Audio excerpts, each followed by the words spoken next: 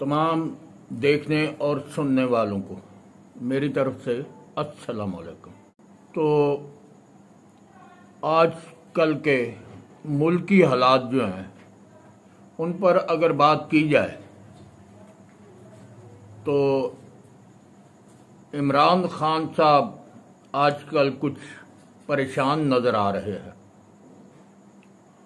उनकी परेशानी की सबसे बड़ी उनका कहना है कि जेल में लोग जहर दे देते हैं।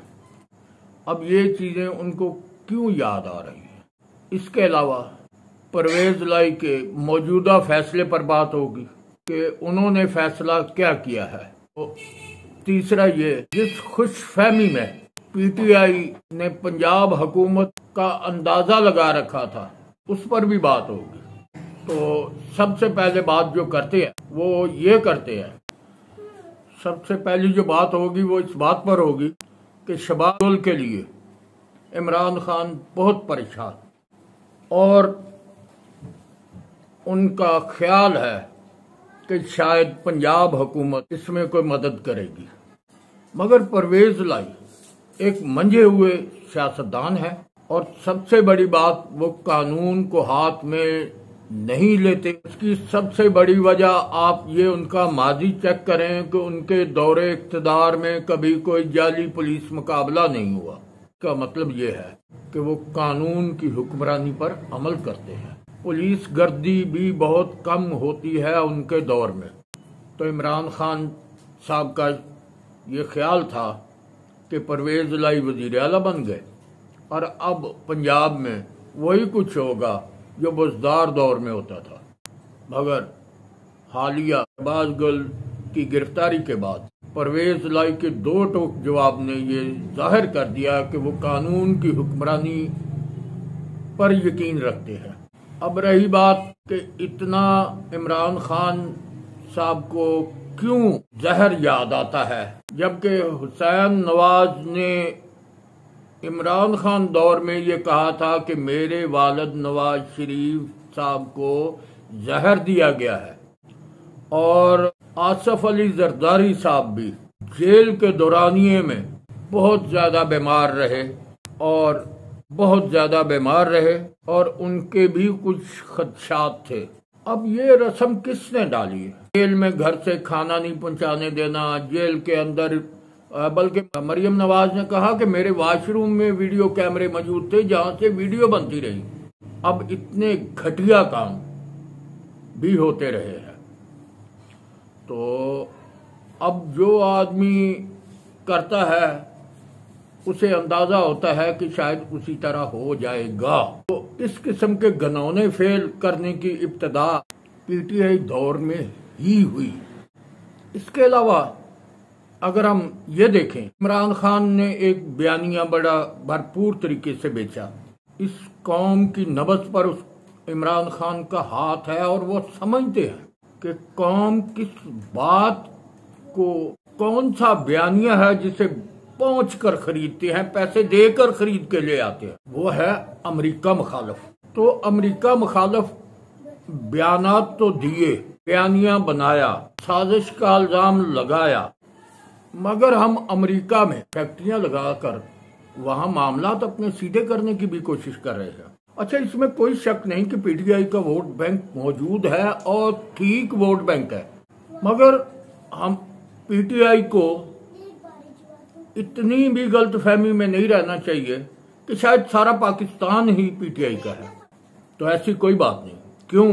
जनरल इलेक्शन में हेलीकॉप्टर भागते रहे और हेलीकॉप्टर भागने के बावजूद, उनके सरमाए लगने के बावजूद 32% वोट तकरीबन लिए गए पीटीआई ने।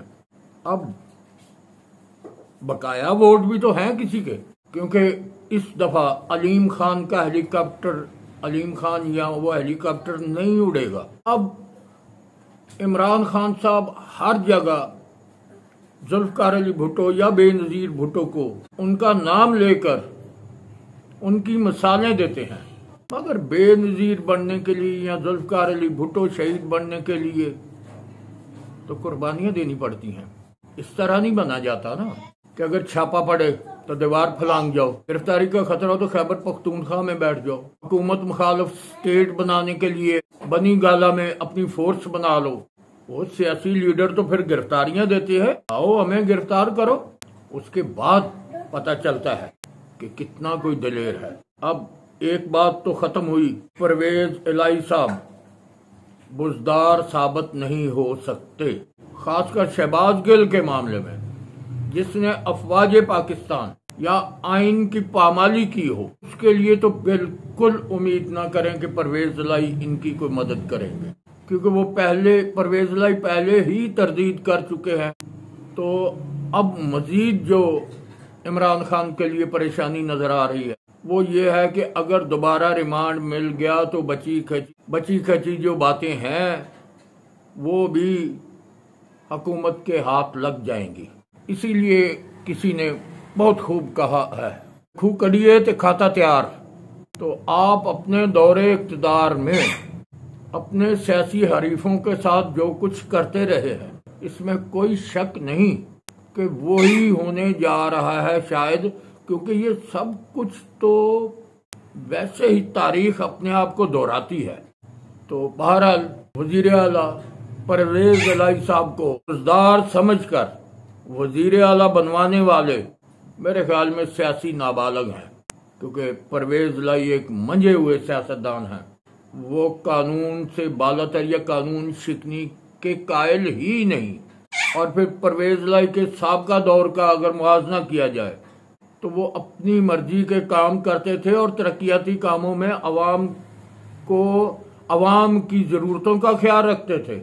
बुजदार हुकूमत दोबारा बनाने के ख्वाहिशमंद थे या ख्वाब देख रहे थे, या परवेज इलाही को बुजदार समझकर वजीर आला बनवाने वाले, जिन्होंने ये सोचा कि जैसे बुजदार हुकूमत चलती रही है, फरा आई तो लूट गए, गोगी आई कोई बात नहीं, जिसका जी चाहा जो मर्जी करे, ठीक है, तो कोई पूछने वाला नहीं है। पाक पतन से आर्डर चलते थे, डीसी बदले जाते थे, एसपी बदले जाते थे उनके कहने पर, जिनका हुकूमत के साथ कोई अमल दखल नहीं था। लेकिन अब ऐसा होने वाला नहीं है, क्योंकि हमें नजर आ रहा है, नजर क्या आना, हम परवेज इलाही के माजी को जानते हैं कि परवेज इलाही एक मंझे हुए सियासतदान है। वो सियासी इंतकाम भी नहीं लेते। उनके दौर में सियासी जेल भरो कोई ऐसी तहरीक नहीं होती। किसी वक्त वो मुशर्रफ हुकूमत में थे तो मुशर्रफ अपने काम दिखाता रहा, लेकिन वो फौजी डिक्टेटर था। उस वक्त सिविलियन हुकूमत जो है ये बराए नाम ही होती है, इसकी कोई नहीं मानता। सारे वजीरों मशीरों का कंट्रोल तो मुमकिन नहीं होता वजीर आला के पास, क्योंकि लोग नीचे बहुत कुछ कर जाते हैं जिसका सेहरा हुकूमत के सेर ही आता है। लेकिन कानून शिकनी से काफ लीग के दौर में बजाते खुद परवेज इलाही कि मैंने एक बहुत बड़ी मिसाल दी है कि सियासी लोग अपने मुखालफिन या पुलिस गर्दी या कोई ऐसे काम होते हैं, और परवेज इलाही के दौर में कोई शायद इक्का दुक्का कहीं पुलिस हो, क्योंकि पुलिस वाले भी तो खुद सर और मुंह जोर भी होते हैं, उन्होंने कोई पुलिस मुकाबला कर लिया हो तो वो बात अलग है, लेकिन ज़्यादातर कंट्रोल ही रहता है। और ये पुलिस मुकाबले जो है, मैं अगर मतलब हकीकत बताऊं तो पुलिस मुकाबले ज़्यादातर नून लीग के दौर में होते हैं। पुलिस को इतना बाख्तियार बना दिया जाता है कि लोगों की पगड़ियां उछालते हैं, और बल्कि सारा निज़ाम ही पुलिस चलाती रही है। बहुत से पुलिस अफसर जश्न मनाते थे जब नून लीग की हुकूमत आई, बल्कि चंद दिनों में उन्होंने अपना वतीरा बदल लिया था, अपना ट्यून बदल गई उनकी, उनके दिमाग बदल गए, उनका तरीका इंसाफ ही बदल गया था। तो बहरहाल एक बात हम फख्र से कहते हैं और उम्मीद भी करते हैं, चौधरी बरादरान की हुकूमत के दौरानिए में पुलिस गर्दी की बहुत कम मिसालें मिलती हैं, और पुलिस वजीर आला पंजाब इस आवाम पर रहम करें और तरस खाएं। खसूसन पुलिस डिपार्टमेंट को इस तरह बनाएं जैसे 1122 बनाया है। 1122 में करप्शन नहीं है। 1122 करप्शन करने वाले का बीज मारते हैं। अगर कौम की दुआएं और आखिरत बनानी हो तो पुलिस का किबला अगर दुरुस्त कर दिया जाए, कानून शिकनी बंद की जाए, झूठे मुकदमा दर्ज करने बंद किए जाए, मंशियात फरोशों को आज़ादी और मंशियात पीने वाले 9C में जेलों में भेजने बंद किए जाए, जवारी, जानी, कबा खाने, ये जहां से कुछ सारे पुलिस वाले नहीं हैं, बहुत बहुत अच्छे पुलिस अफसर भी हैं जिनकी जितनी तारीफ की जाए कम है, लेकिन चंद काली भेड़ें गंद डाले हुए हैं। अगर उनको इस तरह निकाला जाए कि दोबारा महकमे में उनकी वापसी ना हो तो बकाया ठीक भी हो सकते हैं। मगर पुलिस का जो ऑर्डिनेंस, जो कानून बना हुआ है, उसमें कुछ भी नहीं है। फिर दोबारा आ जाना और आकर उसी की शामत ले आना जिन लोगों की वजह से वो तकलीफ में पहुंचे होते हैं। तो लिहाजा अगर पुलिस के महकमे को 1122 की तरह कानून के ऐन मुताबिक अमल करने पर इंसाफ दिलाने वाला अदारा बना दिया जाए तो ये भी किसी कारनामे से कम ना होगा। तो उम्मीद करते हैं कि परवेज इलाही साहब अपने 1122 के अदारे की तारीफें सुनने के बाद ये जरूर कोशिश करेंगे कि वो पुलिस की इस्लाहात करने का सेहरा भी उन्हीं के सर पर जाए।